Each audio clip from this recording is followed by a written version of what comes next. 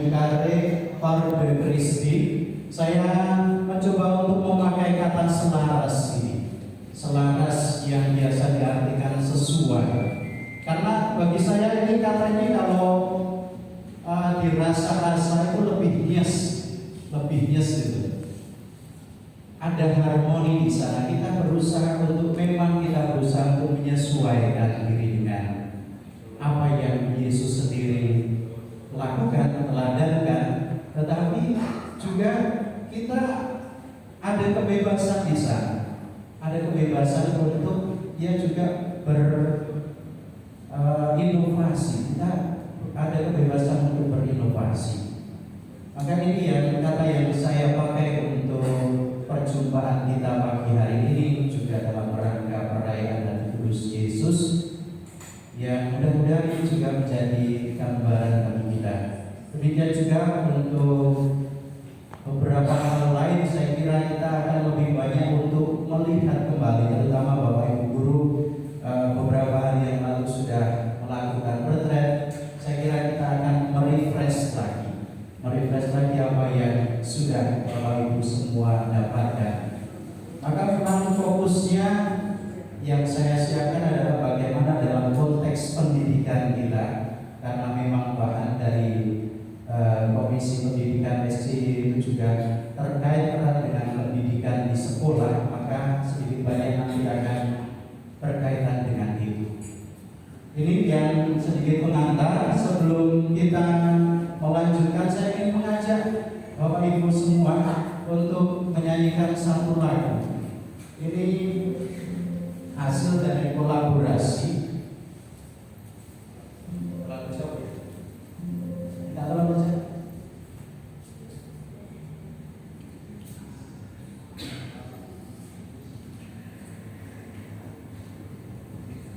Ini hasil kolaborasi kecerdasan intelijen. Sekarang ini kita bisa berbuat apapun.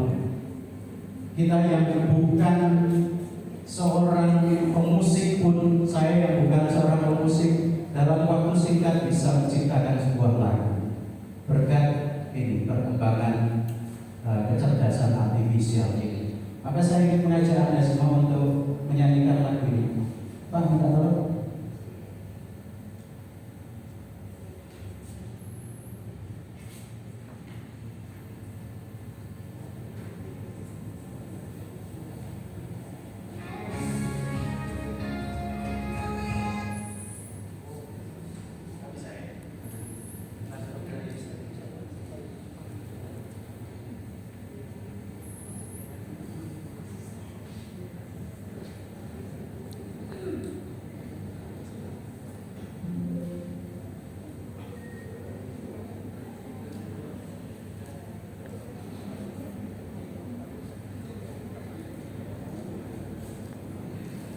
Kalau di sini ada orang yang sudah biasa menciptakan lagu, siap-siap orang yang bilang kapan saya dengan saya.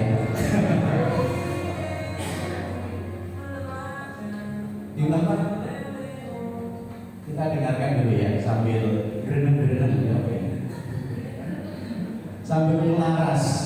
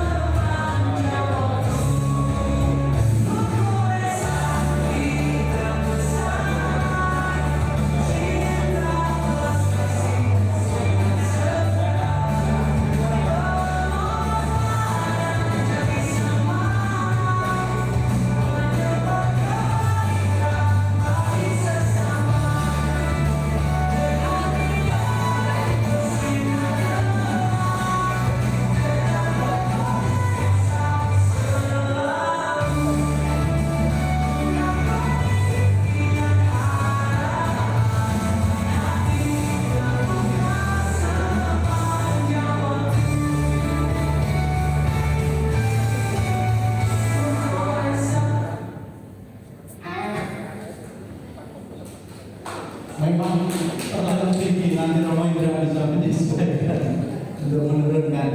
Bapak Ibu, saya ingin menunjukkan, nanti bisa didengarkan lagi, menunjukkan bagaimana saat ini memang tantangan kita di sana, tantangan sekolah kita, tantangan pendidikan kita ada di yang namanya kecerdasan artifisial ini. Bagaimana orang yang tidak punya kapasitas kemampuan untuk membuat lagu, saya tidak pernah bisa membuat lagu, nyanyi pun males. Tetapi dalam sekejap kita bisa membuat. Ini saya buat beberapa hari yang lalu, dengan bantuan ChatGPT. Saya meminta ChatGPT untuk membuatkan lirik lagunya. Kemudian saya mencoba untuk menyesuaikan beberapa kata. Kemudian saya masukkan juga kepada ke aplikasi yang namanya Suno. Suno nanti bisa Bapak Ibu semua ini juga bisa dipraktekkan untuk anak-anak kita. Saya mencoba masukkan di situ syairnya, kata-katanya, dan dalam waktu sekejap kita bisa membuat dua lagu dari satu syair, dari satu lagu, satu syair itu kita bisa menghasilkan beberapa jenis lagu di sana. Inilah gambaran bagaimana saat ini memang tantangan kita sebagai para pendidik, tantangan kita sebagai ya barangkali juga para romo pun juga mengalami tantangan ini.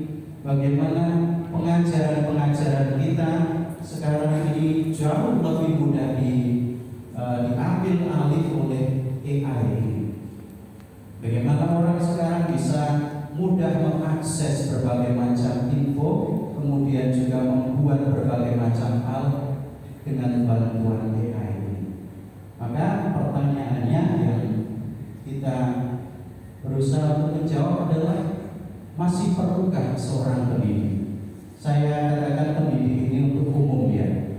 Masih perlukah seorang pendidik? Bapak Ibu guru sudah mencoba untuk mendalami pada waktu retret dengan bantuan Pak Markus. Saya juga ini bisa membagikan sedikit. Kalau menurut Bapak Ibu semua, masih perlu tidak seorang pendidik? Masih. Masih? Mengapa? Boleh ada yang mau share ini? Kita mencoba melihat ini dulu. Masih perlu tidak? Masih ya? Masih? Mengapa? Hah?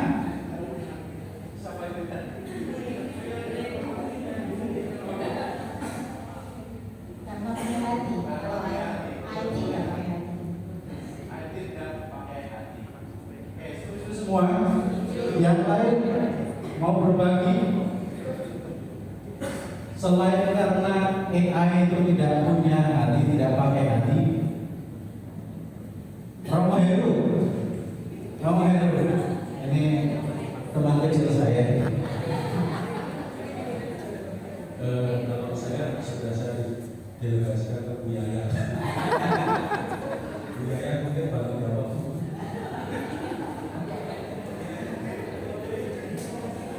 Ada Ini delegasi. contoh yang tidak punya hati ya.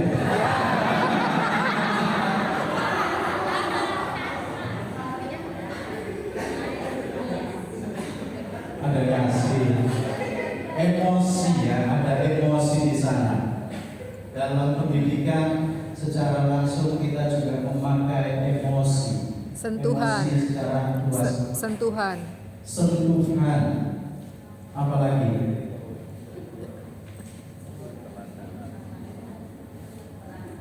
Perasaan, emosi perasaan. Ini yang tampaknya akan hilang. Maka lebih baik daripada bertanya kepada Bapak Ibu semua, kita tanya langsung kepada EA. yang langsung berkaitan. Apakah dia kehadirannya akan menggantikan kehadiran Bapak Ibu semua? EI. Kita coba tanyakan Pak. Apa ya? Oh, belum di.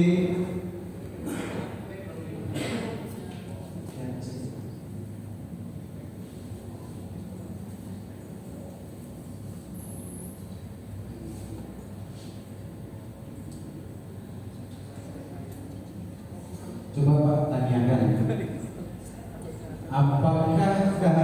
Apakah kehadiranmu saja akan menggantikan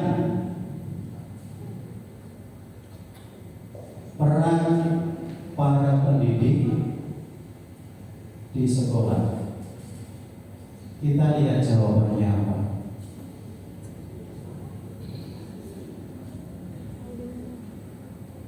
Kehadiran teknologi AI seperti saya tidak dimaksudkan nanti biar selesai. Boleh diperlihatkan Pak? Kehadiran teknologi AI seperti saya tidak dimaksudkan untuk menggantikan peran pendidik di sekolah. Dia sendiri mengakui itu. Sebaliknya, kami dirancang untuk mendukung dan melengkapi tugas-tugas mereka. Berikut beberapa cara bagaimana AI dapat membantu para pendidik. Saya langsung presentasi dari sini saja.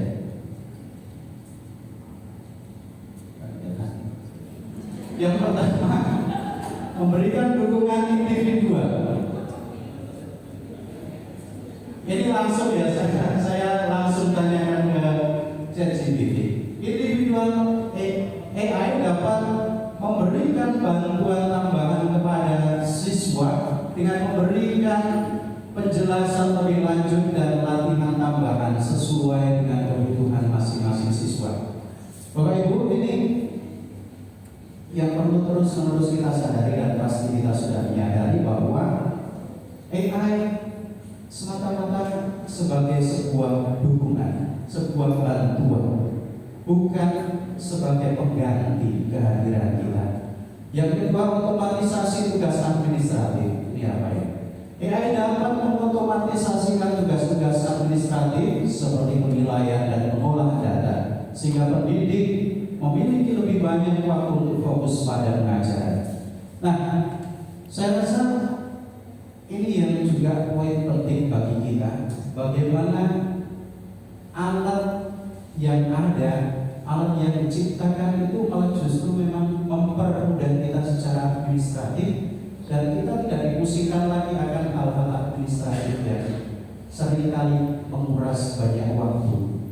Memang para guru sekarang itu banyak menghabiskan waktu secara administratif. Iya tidak? Iya. Laporan-laporan, kemudian persiapan. Tetapi dengan bantuan AI ini kita seperti yang dikatakannya sendiri, bagaimana kita semakin bisa dibantu, ditolong untuk lebih memudahkan pekerjaan kita fokus pada tugas pokok kita tanpa banyak dipusingkan dengan hal-hal administratif. Kemudian sumber belajar tambahan. AI dapat menyediakan sumber belajar tambahan yang interaktif dan menarik, membantu memperkaya proses pembelajaran. Seperti saya tadi katakan, kita bisa mengajak siswa-siswi kita mengeksplor. Ada pelajaran T3 kan? Ini juga bisa dipakai, dimasukkan di sana. Pelajaran-pelajaran lain pun bisa dilakukan juga dengan memakai ini. Kita mengarahkan siswa-siswi kita untuk menjadi pengguna yang sungguh-sungguh mampu memilah dan memilih mana yang bisa dan mana yang tidak bisa kita lakukan.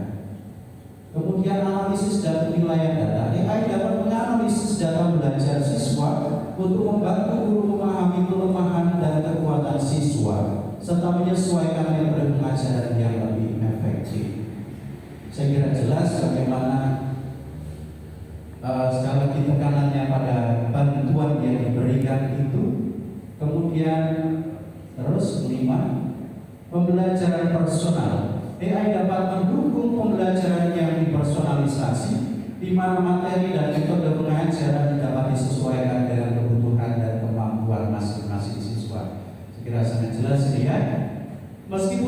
dapat menjadi alat yang sangat berguna dalam pendidikan. Interaksi manusia tadi sudah Bapak Ibu sampaikan. Interaksi manusia dan bimbingan dari pendidik tetap penting dan tidak dapat digantikan sepenuhnya oleh teknologi. Pendidikan membawa pengalaman, pemahaman emosional tadi disebutkan, dan kemampuan untuk menginspirasi siswa dengan cara yang unik dan mendalam. Ini Bapak Ibu pengakuan dari ChatGPT terkait dengan kegelisahan kita. Dia sendiri mengatakan bahwa dia tidak akan menggantikan posisi kita. Orang tua sebagai pendidik bagi anak-anak, Bapak Ibu guru, tenaga kependidikan yang bertugas di sekolah juga tidak akan tergantikan. Para romo bruder sekalipun juga tidak akan tergantikan. Satu pertanyaan lagi, Pak. Tolong tunjukkan kepada saya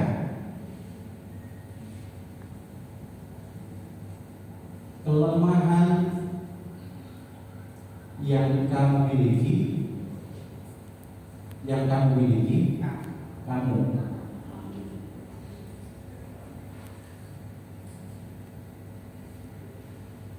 dalam hal pendidikan di sekolah. Kita lihat apa yang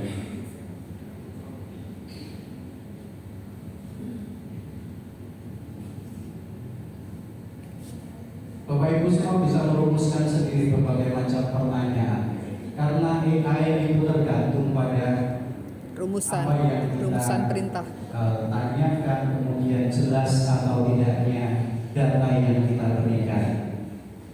Tentu berikut ini adalah beberapa kelemahan yang dimiliki oleh teknologi AI seperti saya dalam konteks pendidikan di sekolah. Kurangnya interaksi emosional yang sudah disebutkan. AI tidak memiliki kemampuan untuk memahami dan menanggapi emosi manusia dengan cara yang sama seperti pendidik manusia. Interaksi emosional dan empati yang diberikan oleh guru sangat penting dalam proses belajar mengajar hati, perasaan itu tetap dibutuhkan dalam proses pendidikan kita.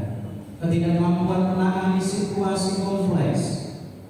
AI mungkin kesulitan dalam menangani situasi kompleks yang membutuhkan penilaian manusia seperti konflik antar siswa, masalah perilaku atau kebutuhan khusus yang memerlukan pendekatan personal. Bapak Ibu tentu saja sudah sangat berpengalaman terkait bagaimana menghadapi siswa-siswi di kelas, bagaimana harus memberikan pendekatan-pendekatan terhadap mereka, dan ini yang kalau kita tidak mengarahkan anak-anak kita, tentu saja mereka tidak akan pernah mendapatkan cara bagaimana harus bersosialitas, harus bersosialisasi, harus berhadapan dengan orang lain, menjadi pribadi yang semakin individualis. Keterbatasan kreativitas. Meskipun AI dapat membantu dalam menyediakan materi pelajaran, kreativitas manusia dalam mengajar seperti menciptakan metode pengajaran inovatif dan menyesuaikan dengan kebutuhan unik setiap siswa masih belum bisa sepenuhnya digantikan oleh AI. Ini juga yang nanti akan kita lihat pada slide-slide berikutnya, bagaimana Romo Dion juga sudah berpikir tentang hal itu, sudah memikirkan tentang inovasi-inovasi yang perlu. Bagaimana kita juga mampu menggerakkan siswa untuk tidak hanya menangkap begitu saja, tidak hanya menerima begitu saja, tetapi kita membuat siswa-siswi kita juga semakin kreatif untuk menghadapi berbagai macam situasi. Ketergantungan pada data, seperti yang tadi saya katakan, perintah yang kita berikan semakin lengkap, semakin baik, dia akan memberikan data-data itu. Maka AI memang sangat bergantung pada data yang diberikan. Masalah etika dan privasi ini juga sudah sangat umum, saya rasa tidak perlu kita lihat dalam hal ini. Tidak dapat menggantikan pengalaman praktis sama seperti yang awal tadi, bagaimana interaksi itu sendiri terus-menerus kita perlu miliki, kita perlukan di dalam kehidupan kita, khususnya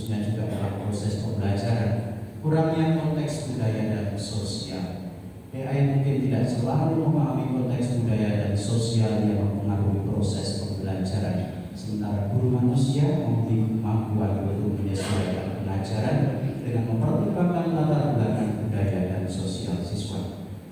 Secara keseluruhan, meskipun AI dapat menjadi alat bantu yang berguna dalam pendidikan, kehadiran dan peran pendidik manusia tetap sangat penting dan tidak dapat digantikan sepenuhnya. Kombinasi antara teknologi dan bimbingan manusia adalah hal yang paling efektif untuk mencapai hasil belajar yang optimal. Ini pengakuan AI yang mencoba menjawab keresahan-keresahan kita bahwa peran kita tetap penting, kreativitas kita tetap diperlukan, mungkin juga ketegasan kita juga diperlukan oleh siswa untuk mampu mengatasi berbagai macam hal yang tidak dimiliki oleh AI.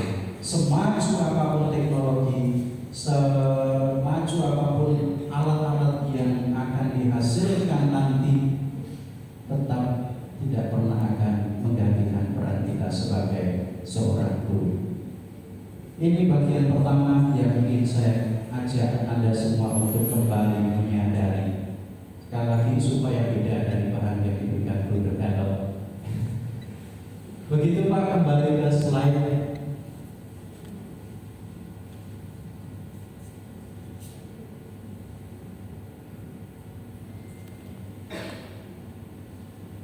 Nah, sekarang pada poin kedua.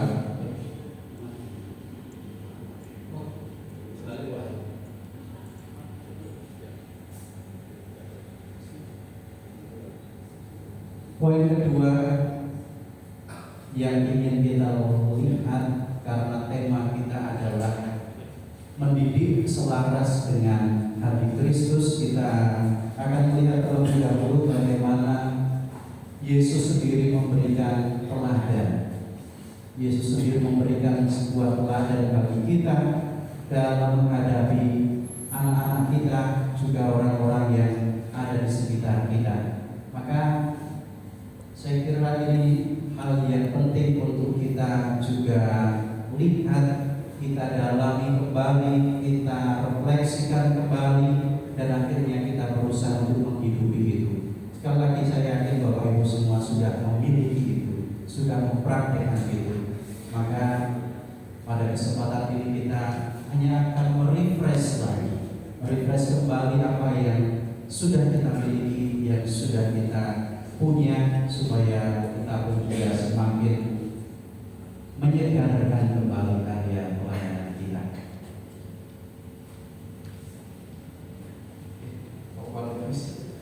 Ini artinya saya belum berdamai dengan teknologi. Saya ingin mengajak Bapak Ibu semua untuk melihat dari Injil Markus bab 10 ayat 13 sampai 16. Kisah tentang bagaimana Yesus sendiri selamat datang Bapak Ibu. Monggo di sini masih kosong.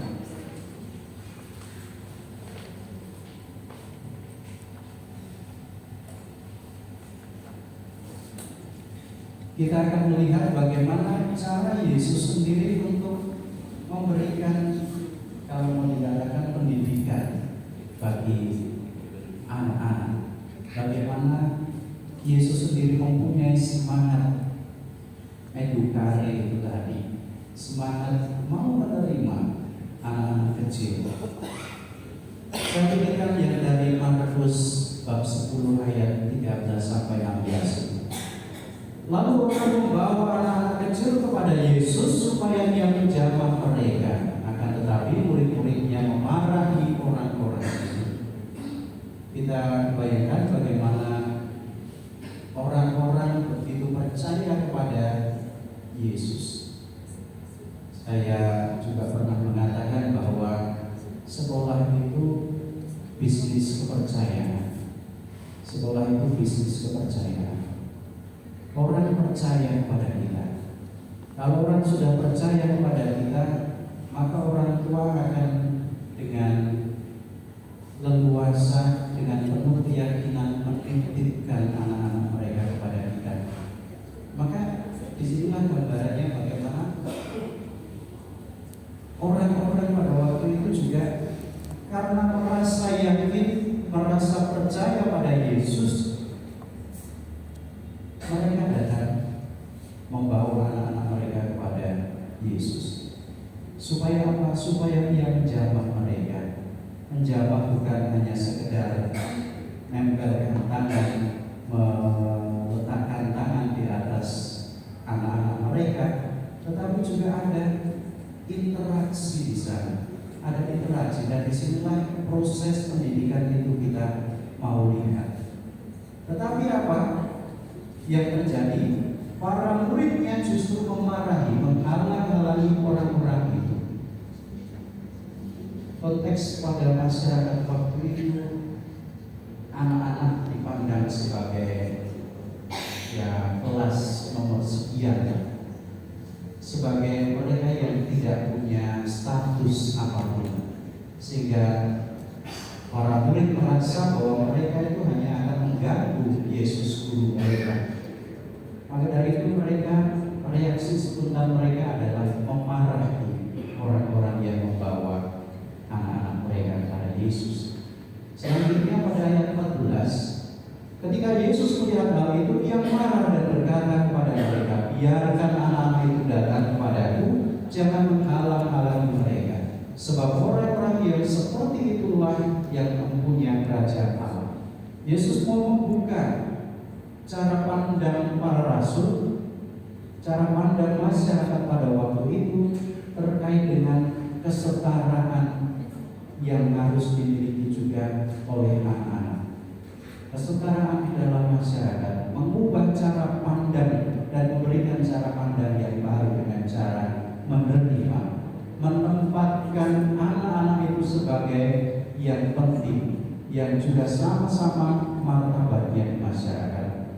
Bahkan tidak tanggung-tanggung Yesus juga mengatakan, sebab orang-orang yang seperti itulah yang mempunyai kerajaan Allah.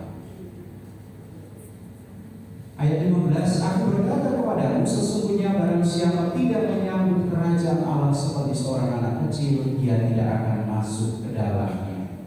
Ini cara pandang baru yang juga ditawarkan oleh Yesus kepada para murid, kepada kita, bagaimana kita juga memberikan tempat kepada mereka, pada suara-suara mereka. Lalu Ia memeluk anak-anak itu dan memberkati mereka sambil meletakkan tangannya atas mereka. Inilah interaksi yang terjadi. Bagaimana semangat Yesus yang dengan penuh kasih mau menerima anak-anak itu. Disinilah emosional itu, perasaan-perasaan itu juga diberikan oleh Yesus di dalam proses menerima anak-anak itu.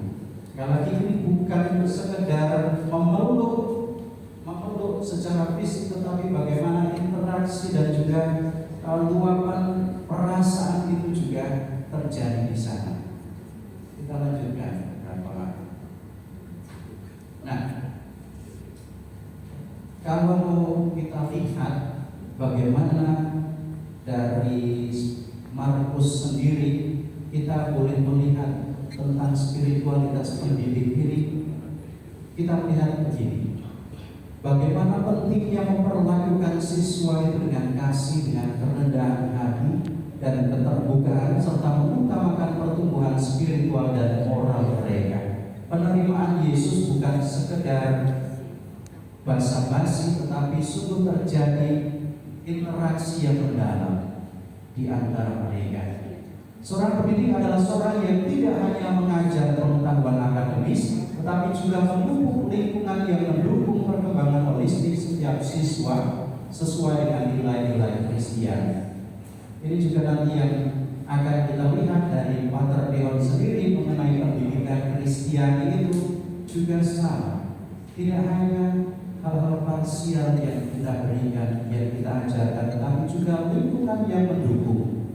Maka tantangan AI juga di sana. Bagaimana kita mampu menciptakan lingkungan yang kondusif, yang mendukung perkembangan anak-anak didik kita, putra-putri yang dipercayakan kepada kita. Kalau Yesus tadi memarahi para murid, disinilah Yesus juga mau menjadikan lingkungan masyarakat mereka juga menjadi tempat yang sungguh-sungguh mendukung perkembangan bagi anak-anak yang datang kepadanya, yang dibawa kepadanya. Nah, Bapak Ibu, saya ingin mengajak Bapak Ibu semua untuk menikmati lukisan ini. Ini lukisan dari karya Christopher Santer. Nanti ada satu kutipan menarik dari pelukisnya, tapi saya tertarik dengan ini. Bagaimana interaksi yang terjadi, bagaimana sukacita yang diciptakan, bagaimana lingkungan yang mendukung, kedekatan emosional, kedekatan afeksi yang terjalin dari Yesus dengan anak-anak ini.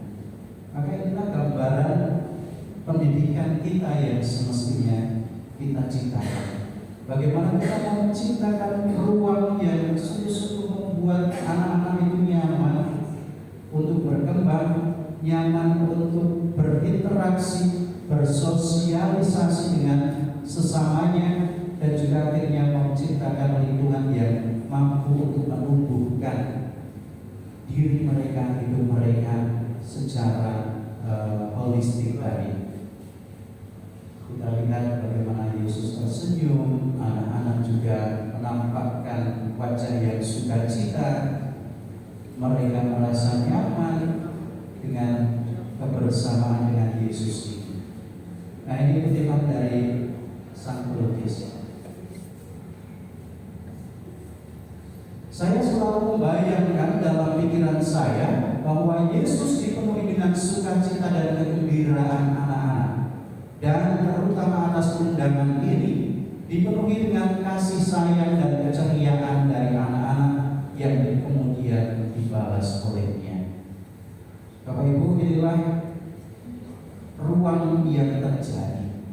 Inilah situasi yang bisa kita bayangkan bagaimana Yesus sendiri sungguh dalam totalitasnya menerima anak-anak ini, menerima mereka dengan penuh sukacita, mendidik dan membimbing mereka dengan interaksi menciptakan lingkungan yang nyaman dan aman. Kita sekarang memang berhadapan dengan berbagai macam hal terkait dengan safeguarding. Maka tugas kita adalah bagaimana kita sungguh bisa menciptakan ruang yang nyaman dan aman itu di dalam proses pendidikan kita. Jangan sampai anak-anak kita merasa tertekan, jangan sampai anak-anak kita merasakan ketidaknyamanan dalam proses pendidikan mereka. Maka inilah yang ingin saya ajak Anda semua untuk kembali merefresh lagi hal-hal yang kita lakukan, hal-hal yang kita harapkan terjadi di sekolah-sekolah kita, di rumah-rumah kita, di komunitas-komunitas kita, menciptakan ruang bagi pertumbuhan setiap pribadi secara holistik. Ini poin kedua yang ingin saya sampaikan tadi terkait dengan bagaimana tantangan AI, kemudian bagaimana sekarang kita melihat Yesus sendiri yang memberikan sebuah teladan bagi kita untuk menciptakan ruang yang nyaman dan aman bagi perkembangan setiap individu yang ada. Masih ada 1 jam. Ternyata lama juga ya. Bahannya sudah mulai habis ini. Sudah, kita masuk pada poin yang ketiga dari bahan yang diberikan oleh Bruder Gatot kepada saya.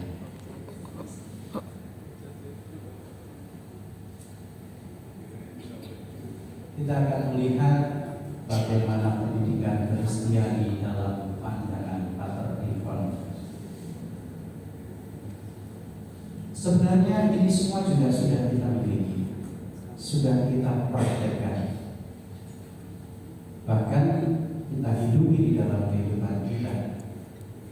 Tetapi yang menarik adalah bagaimana sendiri dalam pemikirannya tentang pendidikan Kristiani itu memberikan beberapa hal mendasar yang akhirnya juga baru kemudian dalam ajaran gereja sendiri mendapatkan penegasan. Saya tidak tahu apakah tulisan Romo Dewa ini juga dibaca oleh para bapak konsili pada waktu itu. Tetapi ketika saya coba untuk membaca apa yang menjadi tulisan yang ditulis oleh Romo Dewa, banyak hal yang memang sangat mirip, yang sesuai dengan apa yang diajarkan oleh gereja dalam Konsili Vatikan II. Beberapa hal itu memang sudah dipikirkan oleh Romo Dewa. Tulisan ini di Romo Dewa menulis pemikirannya ini di tahun-tahun ini, tahun 1877 sampai 1886. Di tahun itu, di era itu Romo Dewa sudah memiliki pemikiran yang sedemikian menarik, yang sedemikian memberikan dasar dalam proses pendidikan kaum muda. Tetapi baru kemudian memang secara resmi para bapak konsili merumuskan ajaran tentang pendidikan Kristiani. Sekali lagi saya tidak tahu apakah tulisan Romo Dewa ini dibaca oleh mereka atau tidak, tetapi kita boleh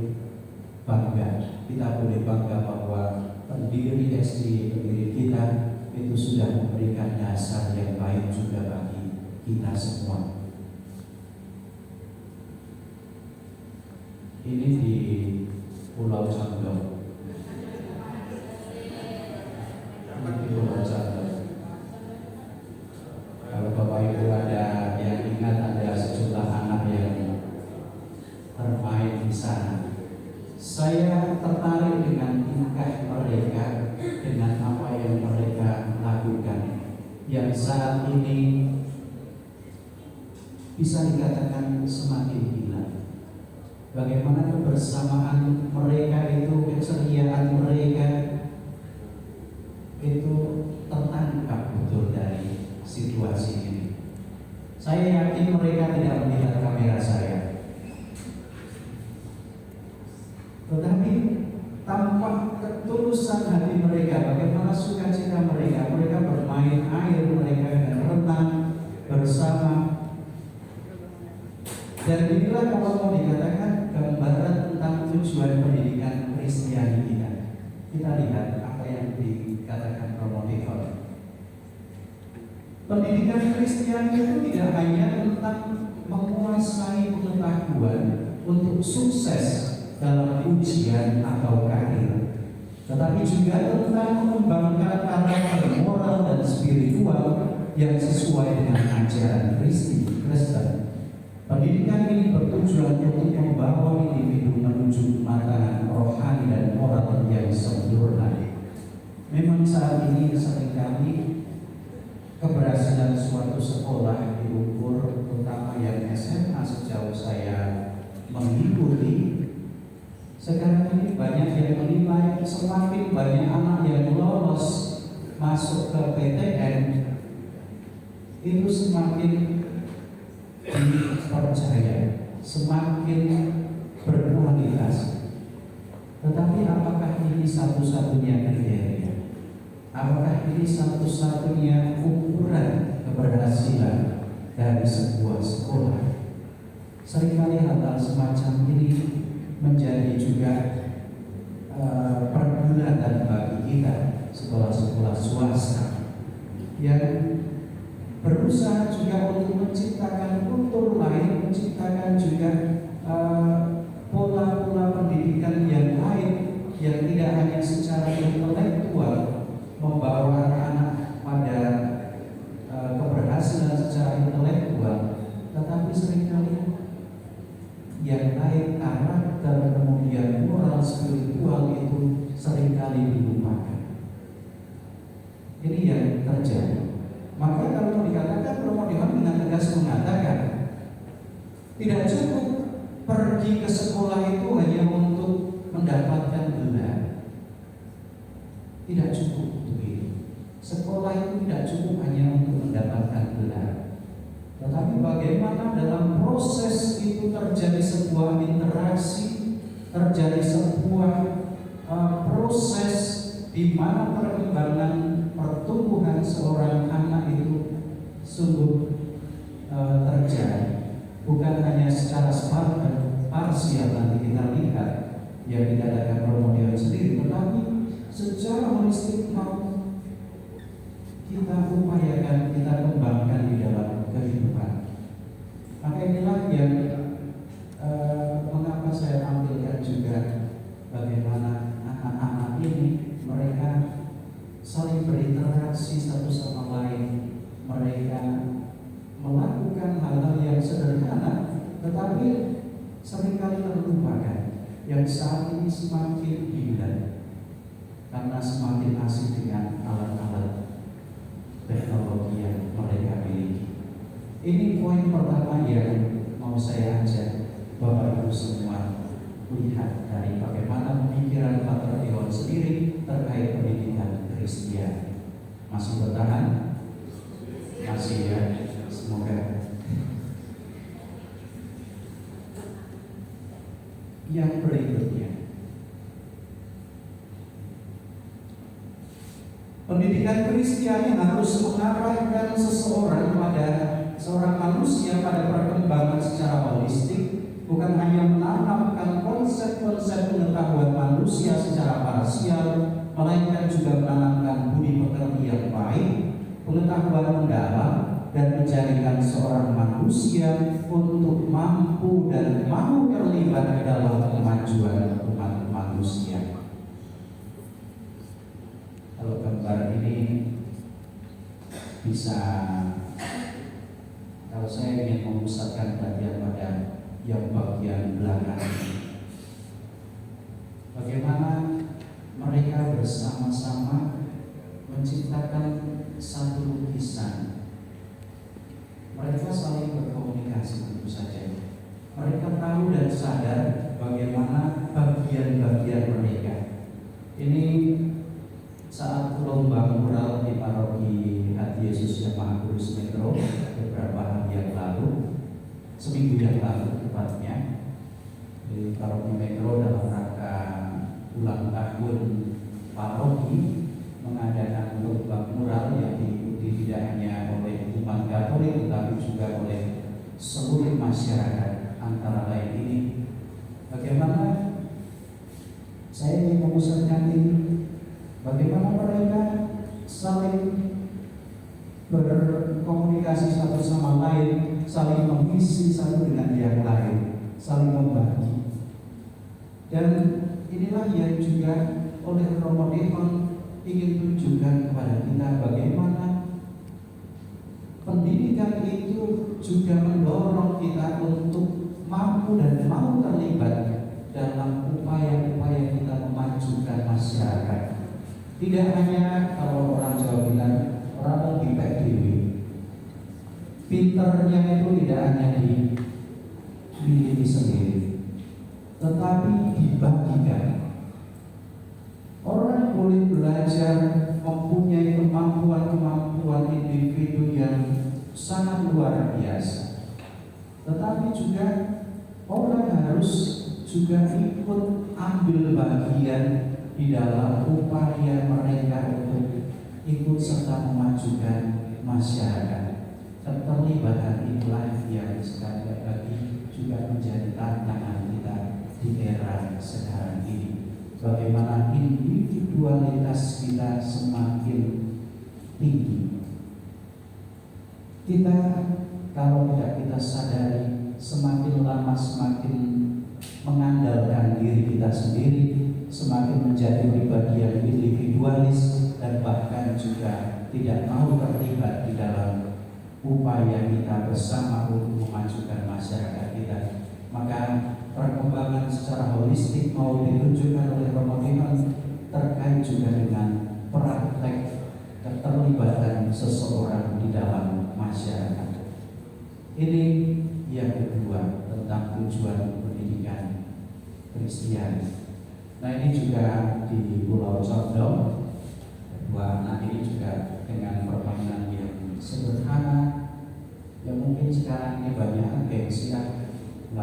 itu. Kemarin Bapak Ibu guru juga tidak melakukan, malah asik selfie ya. Bapak Ibu, ini yang ingin saya tunjukkan. Pendidikan itu bertujuan membentuk insan yang memiliki hati, yang mau berkorban dan mengabdi, insan yang mau melepaskan keegoisan. Kata-kata role model ini kami cetak, kami buat banner di kantor KUW, persis di tangga naik. Kalau Bapak Ibu nanti ke metro, silahkan mampir. Kami buat banner yang kami pajang di sana di tangga supaya juga terus mengingatkan kami bahwa kehadiran kami, kehadiran pendidikan kita itu juga untuk hal ini. Kita tidak hanya memberikan ilmu pasti, ilmu duniawi, tetapi kita sungguh mau membentuk insan yang oleh Romo dikatakan memiliki hati, insan yang mau berkorban dan mengabdi, insan yang melepaskan keegoisan. Maka tadi dalam lagu tadi juga semangat Logoresa itu juga mau menjiwai kita, mau kita pakai sebagai semangat kita, semangat bersama kita untuk terus-menerus berusaha di dalam proses hidup kita, berusaha dalam upaya kita membentuk pribadi-pribadi yang dipercayakan kepada kita. Kita lagi ya lagunya ya, untuk misi lah, terus selingan juga masih lama soalnya.